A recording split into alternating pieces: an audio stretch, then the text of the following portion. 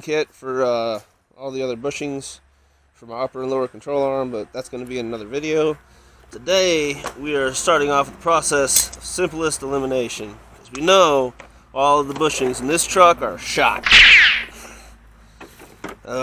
Just a little brief history. This vehicle has been sitting idle for like 10 years, so all the rubber underneath it is really just no good.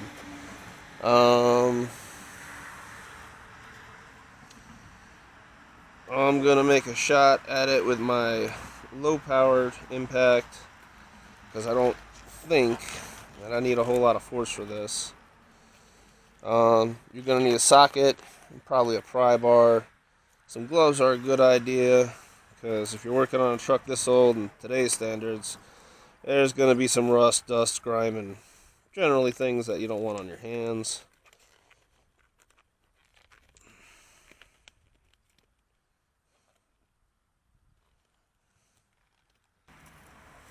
Alright, so we're going to turn these bushings into that one, hopefully.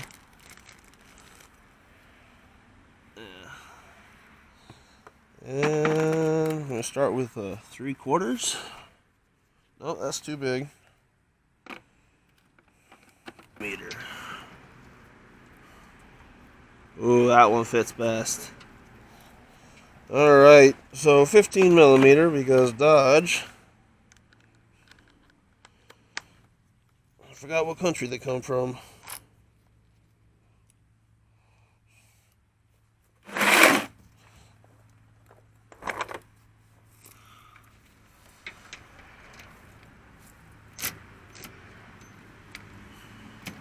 Okay, that's not going to happen right away.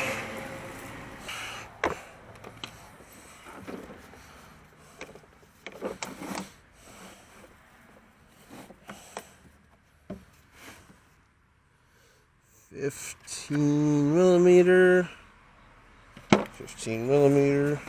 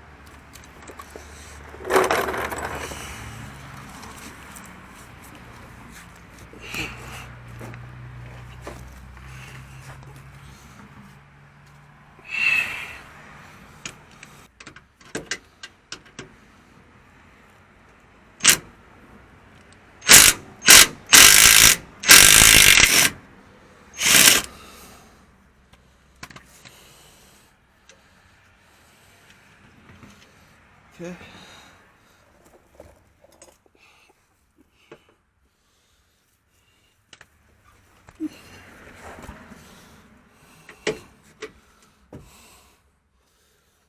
Take your face here.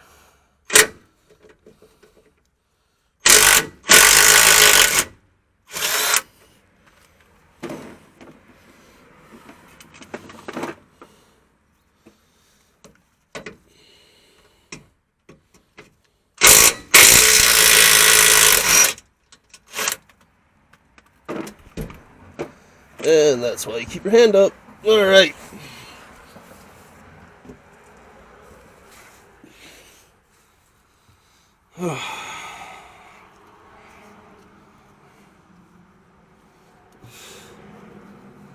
Man.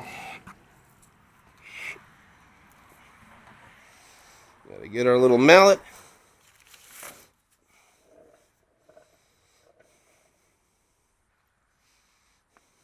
And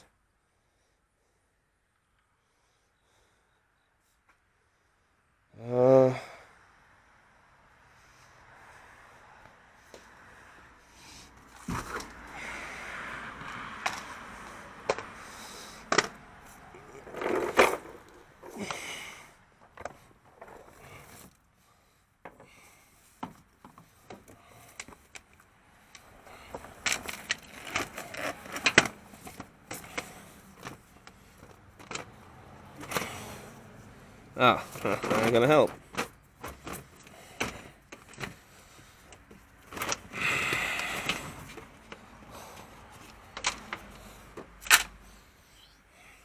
So the rubber bushing itself had actually seized to the sway bar, and the easiest way for me to get it off was to first break it loose and tap it with the 2.5 pound mallet.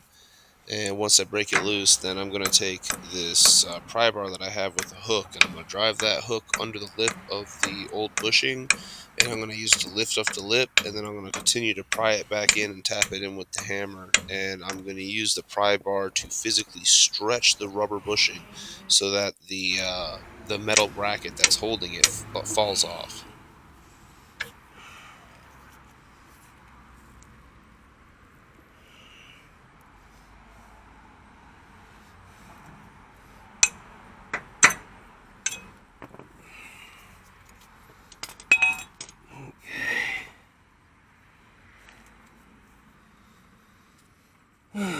And the new one fits like a glove.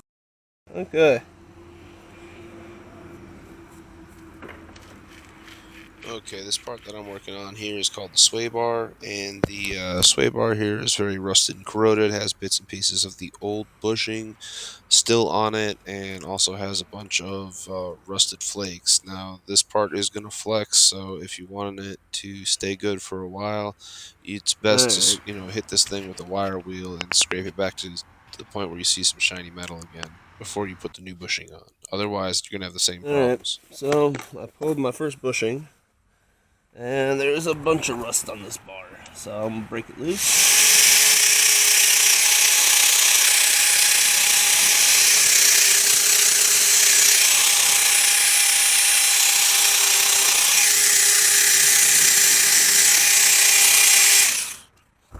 There.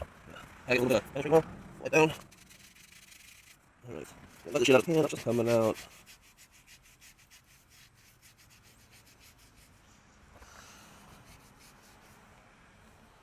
Alright. Put our fresh bushing in. Good lord.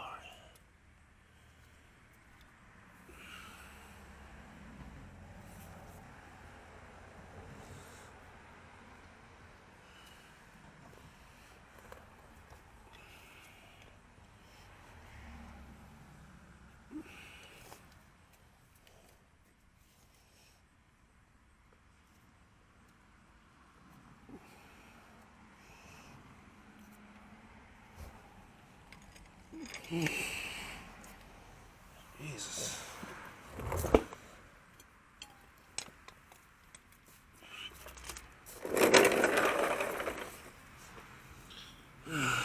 It was at this exact moment I realized that I was going to need some leverage in order to persuade the parts to do what I wanted them to do. So I'm using the hook on my pry bar to physically pull the bushing open so that I can slip it over the bar before installing the metal bracket and fastening everything back together. Because this bushing is very stout, very firm, and you're not just gonna grab it and pull it open with your bare hands unless you do this probably all day, every day.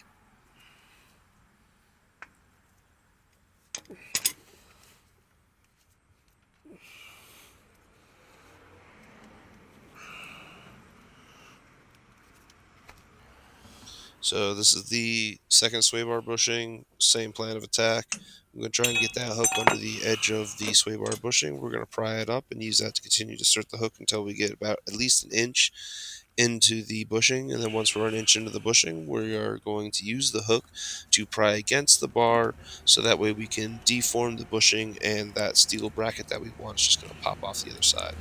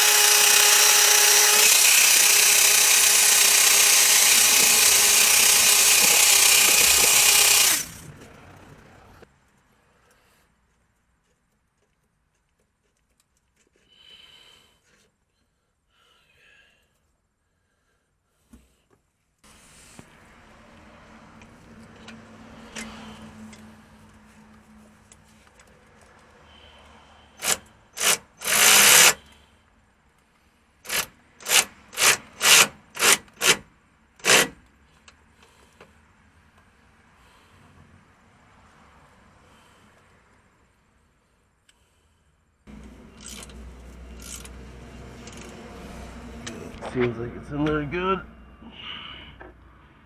Good enough.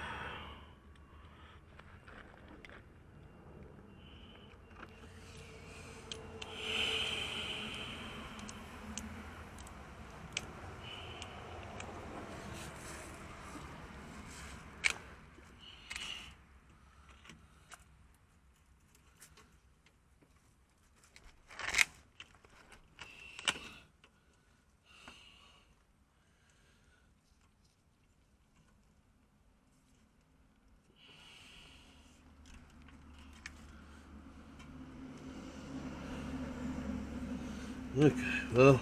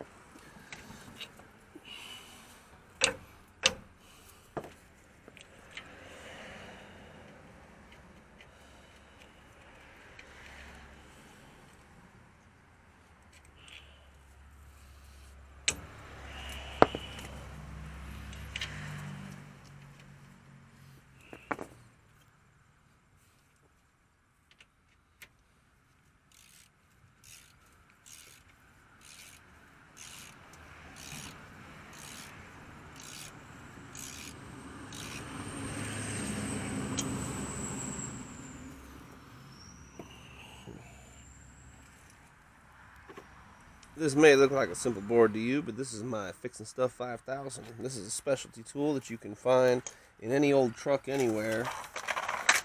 Back when, real wood was made. Look at the grain on this stuff. They sure don't make timber like this no more. But anyways, we're not here to talk about my wood. We're here to fix this truck. And today we have a stubborn bushing. And this little swaybar bushing over here doesn't want to cooperate. So we have to use our big piece of wood to negotiate it into position, so that way we can get this here bolt into the back. Now the way this works is you stick your Fixin' Stuff 5000 up under your lower, or on top of your lower control arm, and then you use it like a giant lever first to push this thing into position, so you'll get it nice and close there. But then, when you need better leverage, you just add this here extension, whoop, to your Fixin' Stuff. And, oh, I can't quite get it under.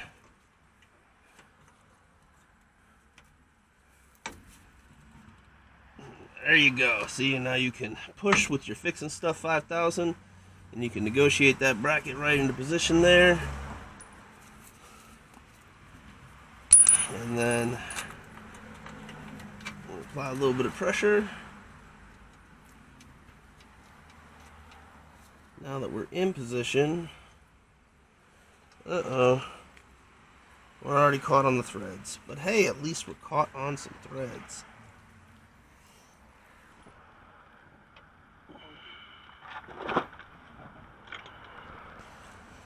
Alright.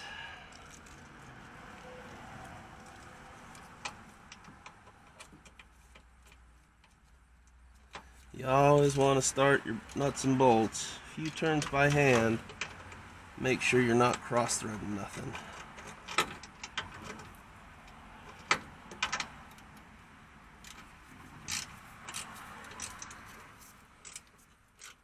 But when you're ready to save some time and do some real work,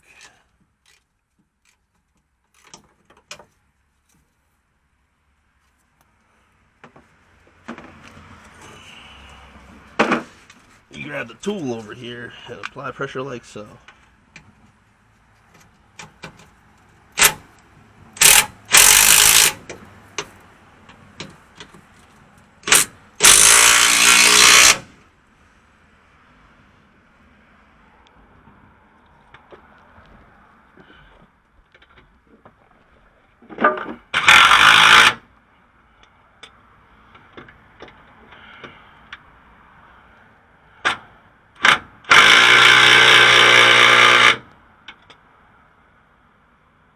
Alright.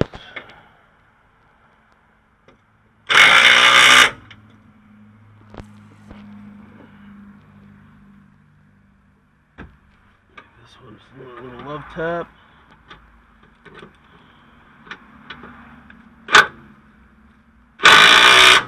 Alright. There you go. And that's how you put on some